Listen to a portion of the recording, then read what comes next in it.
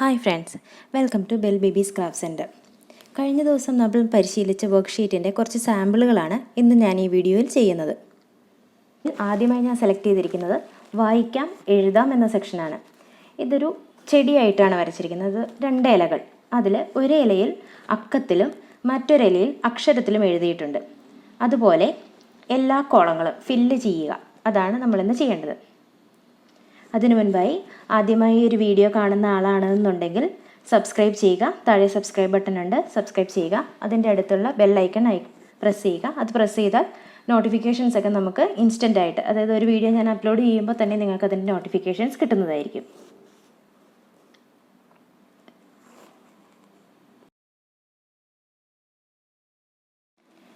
ഇപ്പം നമ്മൾ ചെയ്ത് കഴിഞ്ഞിരിക്കുന്ന ഫയൽ PDF രൂപത്തിൽ വേണമെന്നുണ്ടെങ്കിൽ കമൻറ്റ് ചെയ്താൽ മതി. ഞാൻ അതിൻ്റെ ലിങ്ക് നിങ്ങൾക്ക് പ്രൊവൈഡ് ചെയ്യുന്നതായിരിക്കും. സെക്കൻഡ് വർക്ക്ഷീറ്റ് എന്ന് പറയുന്നത് മുന്നിലാര് പിന്നിലാര് എന്നുള്ളതാണ്. അതായത് ഇപ്പം ഞാനിവിടെ ഉദാഹരണമായിട്ട് 8000 എന്ന് പറഞ്ഞ നമ്പർ കൊടുത്തിട്ടുണ്ട്. 8000ൻ്റെ മുന്നിലുള്ള നമ്പർ ഏത്, 8000ൻ്റെ പിന്നിലുള്ള നമ്പർ ഏത്, അതാണ് നമ്മളിന്ന് കണ്ടുപിടിക്കേണ്ടത്. ഇതുപോലെ പല നമ്പറുകൾ വെച്ചിട്ടുള്ള സാമ്പിളുകൾ ഞാനിവിടെ കൊടുത്തിട്ടുണ്ട്. ഈ നമ്പറുകളല്ലാതെ മറ്റ് നമ്പറുകൾ ഉപയോഗിച്ചും കുട്ടികൾക്ക് നമ്മൾ പറയുന്ന നമ്പറിൻ്റെ മുന്നിലത്തെ നമ്പർ ഏതാണ്, അതിൻ്റെ പിന്നിലത്തെ നമ്പർ ഏതാണ് എന്ന് മനസ്സിലാകാൻ വേണ്ടിയിട്ടാണ് ഈ ഒരു വർക്ക്ഷീറ്റ് ഞാൻ തയ്യാറാക്കിയിരിക്കുന്നത്.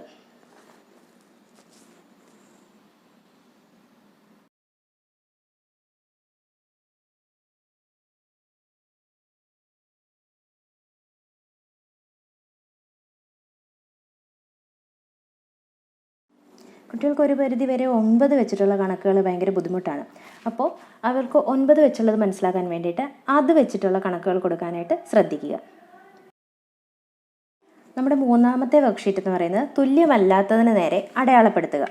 അതായത് 3648 എന്നൊരു നമ്പർ ഞാനിവിടെ എഴുതിയിട്ടുണ്ട്. അതിന് തുല്യമായിട്ട് വരുന്ന കുറച്ച് ഉദാഹരണങ്ങളും ഞാൻ ഈ സൈഡിൽ കൊടുത്തിട്ടുണ്ട്. അതിൽ 3648 തുല്യമല്ലാത്തത് മാർക്ക് ചെയ്യുക.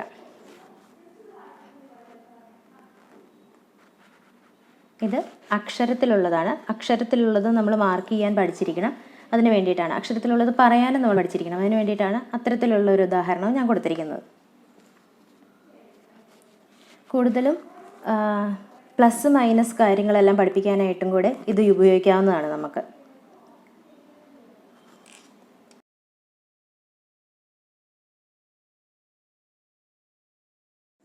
ഇത് ചെറിയ ക്ലാസ്സിലുള്ള കുട്ടികൾക്കായതുകൊണ്ട് അവർക്ക് യോജിച്ച തരത്തിൽ ഉദാഹരണങ്ങൾ കൊടുക്കാൻ വേണ്ടിയിട്ട് നമ്മൾ പ്രത്യേകം ശ്രദ്ധിക്കണം. അത് മാത്രമേ ഉള്ളൂ ഇതിനകത്ത് ശ്രദ്ധിക്കാനായിട്ടുള്ളത്. ആരോഹണം അവരോഹണം ഇത് കണ്ടുപിടിക്കുക എന്നുള്ളതാണ്.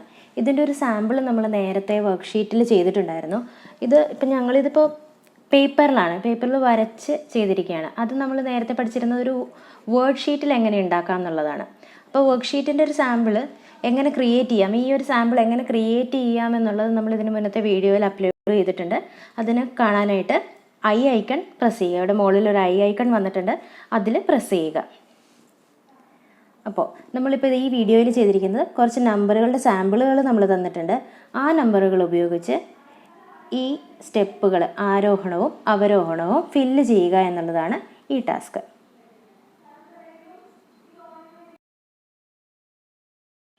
ചെറിയ നമ്പറുകൾ മുതൽ വലിയ നമ്പറുകൾ വരെ ഉപയോഗിച്ചാൽ നമുക്ക് കുട്ടികൾക്ക് ആരോഹണവും അവരോഹണവും പഠിക്കാനായിട്ട് ഇത്തിരി എളുപ്പമുണ്ടാവും. അവർ പെട്ടെന്ന് അത് മനസ്സിലാക്കും. നമ്മുടെ അടുത്ത വർക്ക്ഷീറ്റ് എന്ന് പറയുന്നത് 2 പാറ്റേണുകൾ കണ്ടെത്തുക എന്നുള്ളതാണ്. ഇതിൽ ഞാൻ 2 നമ്പറുകൾ തന്നിട്ടുണ്ട്. അതിൽ 1500, 2125. ഇതിൽ ചെയ്യേണ്ടത് ഈ താഴെ നമ്മൾ കുറച്ച് ഇലകളിൽ കുറച്ച് നമ്പറുകൾ എഴുതിയിട്ടുണ്ട്. ആ നമ്പറുകൾ ഉപയോഗിച്ച് ഇതിനനുയോജ്യമായ രീതിയിലുള്ള കുറച്ച് പാറ്റേണുകൾ കണ്ടെത്തുക എന്നുള്ളതാണ് നമ്മൾ ഇന്ന് ചെയ്യേണ്ടത്.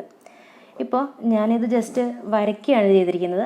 അപ്പോൾ നമ്മൾ കുറച്ചും കൂടെ കളർഫുള്ളായിട്ടുള്ളൊരു ഇമേജ് വെക്കുകയാണെന്നുണ്ടെങ്കിൽ കുട്ടികൾക്ക് അത് വളരെ ഇൻട്രസ്റ്റിംഗ് ആയിട്ട് തോന്നും. നമ്മൾ കാർട്ടൂണുകളൊക്കെ കാണുമ്പോൾ കുട്ടികൾക്കൊക്കെ കുറച്ച് ഇൻട്രസ്റ്റിംഗ് ആയിട്ടിരിക്കുന്നത് പോലെ പഠിക്കാനായിട്ടും ഒരു ഇൻട്രസ്റ്റ് വരാനായിട്ട് ഇതിലൊക്കെ നമ്മൾ കളർഫുള്ളായിട്ടുള്ളത് ഉപയോഗിക്കുകയാണെന്നുണ്ടെങ്കിൽ അവർക്ക് കുറച്ചും കൂടെ കണ്ടുപിടിക്കാൻ എളുപ്പമായിരിക്കും.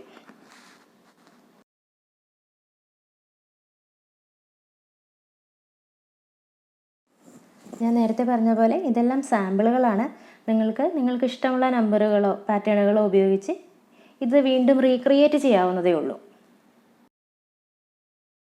അടുത്തതായിട്ട് നമ്മൾ ചെയ്യാൻ പോകുന്നത് ഏതൊക്കെ നോട്ടുകൾ എത്ര വീതം. അതായത് നമുക്കിപ്പോൾ ഡെയിലി ലൈഫിൽ ചെയ്യുന്നതാണ്, നമ്മൾ നോട്ടുകൾ ഹാൻഡിൽ ചെയ്യുന്നുണ്ട്. ഇപ്പോൾ പുതിയതായിട്ട് വന്നിട്ടുള്ള 2000-ൻ്റെ നോട്ടുണ്ട്, അതുപോലെ പല പല മൂല്യങ്ങളിലുള്ള നോട്ടുകളുണ്ട് ഇപ്പോൾ. അപ്പോൾ അത് ചെയ്യേണ്ടത്, ഇപ്പോൾ ഞാനിവിടെ ഉദാഹരണമായിട്ട് കൊടുത്തിരിക്കുന്നത് 2000 രൂപ.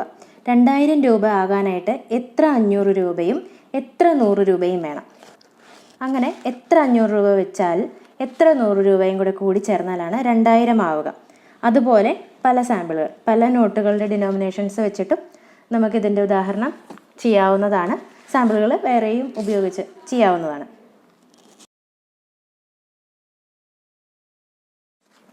ചെറിയ മൂല്യത്തിലുള്ള നോട്ടുകൾ മുതൽ വലിയ മൂല്യങ്ങളിലുള്ള നോട്ടുകൾ വരെ ഈ സാമ്പിളിനകത്ത് നമ്മൾ ഇൻക്ലൂഡ് ചെയ്താൽ അവർക്ക് കുറച്ചും കൂടെ പഠിക്കാനായിട്ട് പറ്റും. നമ്മൾ അടുത്തതായിട്ട് ചെയ്യുന്ന വർക്ക്ഷീറ്റ് എന്ന് പറഞ്ഞാൽ വിട്ടുപോയ സംഖ്യകൾ പൂർത്തിയാക്കുക എന്നുള്ളതാണ്. ഞാനിവിടെ ഉദാഹരണമായിട്ടൊരു നമ്പർ കൊടുത്തിട്ടുണ്ട്. ഇവിടെയാണ് നമ്മൾ സ്റ്റാർട്ട് ചെയ്യേണ്ടത്. ഇവിടെ നിന്ന് ഓരോ ബ്ലാങ്ക് ആയിട്ട് കിടക്കുന്ന ഭാഗങ്ങൾ ഫില്ല് ചെയ്ത് വരിക. അപ്പോൾ അതിൽ വിട്ടുപോയ സംഖ്യകൾ ഏതൊക്കെയാണ് എന്ന് നോക്കി അതിനെ പൂരിപ്പിക്കുക എന്നുള്ളതാണ് നമ്മൾ ചെയ്യേണ്ടത്. ഇതിൽ ചെറിയ ക്ലാസ്സിലെ കുട്ടികൾക്ക് നമ്പറിങ് പഠിക്കാനായിട്ട് കുറച്ചും കൂടെ എളുപ്പമായിരിക്കും. ഇപ്പോൾ നമ്മൾ പെട്ടെന്ന് ഒരു നമ്പർ പറഞ്ഞിട്ട് അതിൻ്റെ അടുത്ത നമ്പർ ഏതാണ് എന്ന് ചോദിച്ചാൽ അവർക്ക് എന്താണെങ്കിലും ഒരു കൺഫ്യൂഷൻ ഉണ്ടാവും. ആ കൺഫ്യൂഷൻ മാറ്റാനായിട്ട് നമ്പറുകളെ കൂടുതൽ ഇത്തിരി കൂടെ ഫെമിലിയറൈസ് ആക്കാൻ വേണ്ടിയിട്ടാണ് നമ്മൾ ഈ സാമ്പിൾ ചെയ്യുന്നത്, ഈ വർക്ക്ഷീറ്റ് നമ്മൾ ചെയ്യുന്നത്.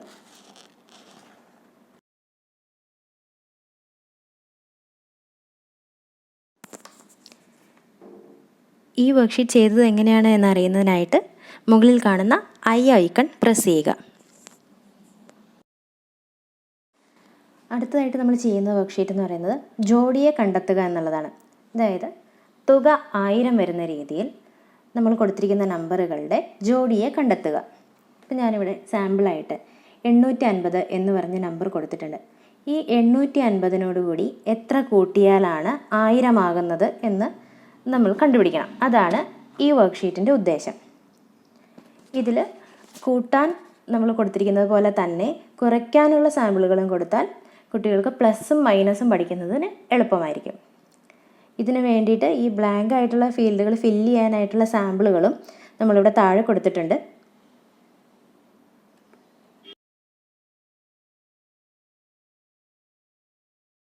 അപ്പോൾ നമ്മുടെ വർക്ക്ഷീറ്റുകളെല്ലാം നമ്മളിപ്പോൾ കണ്ടു കഴിഞ്ഞു. ഇതെല്ലാം ഒന്നുകൂടെ ഒന്ന് റിവിഷൻ ചെയ്ത് നോക്കുന്നത് നല്ലതായിരിക്കും. നമ്മളിപ്പോൾ നമ്മുടെ വീഡിയോ കണ്ടു കഴിഞ്ഞു. എല്ലാവരും ലൈക്ക്, ഷെയർ ആൻഡ് സബ്സ്ക്രൈബ് ചെയ്യാൻ മറക്കരുത്. നിങ്ങൾക്കായി ചെയ്തു തരേണ്ട എന്തെങ്കിലും വീഡിയോ ഉണ്ട് എന്നുണ്ടെങ്കിൽ കമൻറ്റ് ചെയ്യുക. താങ്ക്